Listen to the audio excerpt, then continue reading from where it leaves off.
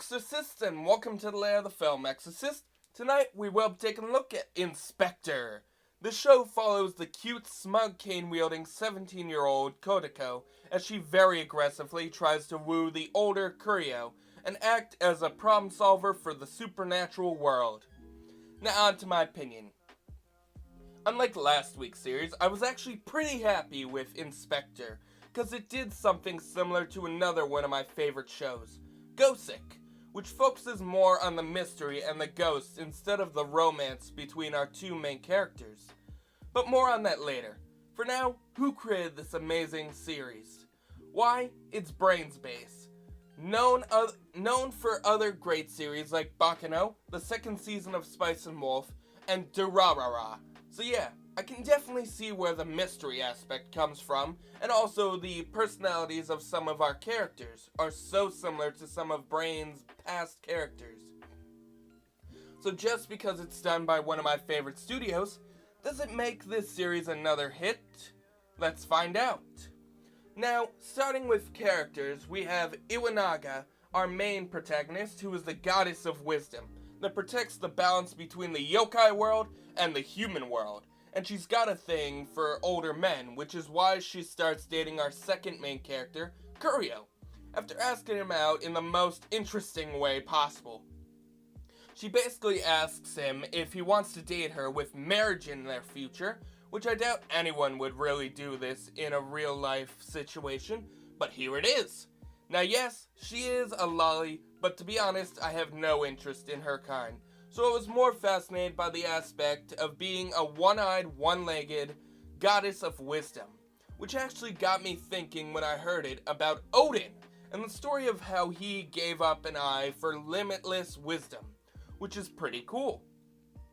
Now, other than Iwanaga is a pretty funny character. I mean, there's even a moment where Kurio imagines giving her his spare key, and it's just so funny when he cringes at the thought of her preparing food for him and trying to get him to sleep together with her.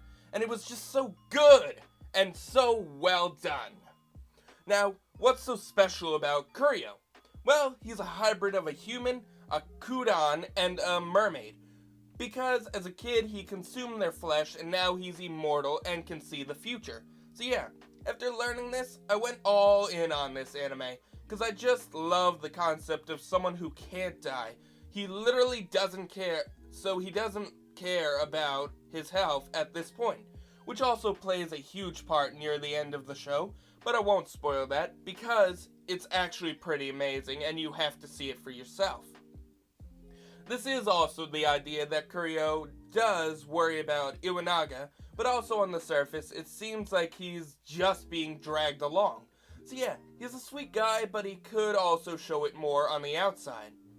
We also have Kurio's ex-girlfriend, who's usually just along for the ride during this show, because she broke up with Kurio over his abilities, and now she's back, because of this show's big mystery, which takes place in the same town that she works in as a police officer. And she does bring Iwanaga information on said mystery, but that's about it. Now onto the story, which is the best part of this whole show, because it does get better and better with each episode. Now like most good shows, this one gives us about 2.5 episodes to establish our main characters are special, and how the rest of the show may go. Like with the episode about the serpent and how Iwanaga needs to solve this mystery for said serpent to keep the balance, which does make this episode feel like one big Sherlock Holmes explanation, which was really interesting. And I kinda wish they did more small mysteries like this one, but the next one was just as good, because it does bring up one of the biggest questions of this century, and that is, how can a rumor affect our world as a whole? I mean, we see it around every day. Now they answer this by presenting us with the urban legend of the Steel Lady Nanase, who is an urban legend created by the internet just like the Slitmouth Woman, one of my favorite urban legends next to the Doulahan. And throughout the rest of the show, we watch as our heroes try to defeat Nanase and her creator, and this time, I was actually pretty surprised because the writers really covered their tracks this time. so that we couldn't figure out the villain until they announced it themselves. We also have all the amazing yokai and ghosts that we witness in most of the episodes, which I have to say looks so much better than Yokai Watch, the show that a lot of people talk about when it comes to these kinds of creatures. And I mean, yeah, most of them aren't as cute, but still, they're realistic. And that's what I look for in most shows when I watch them, especially when it's based on supernatural monsters. One of the main things that I love in this world. I mean, I was haunted. I'm still thinking about the ghost that I saw that one day and that's always been guarding me. And I just love supernatural shows. That's why I was so interested in that old show, Sleepy Hollow, when it was on. I loved Lucifer, and I wish I could see more of those.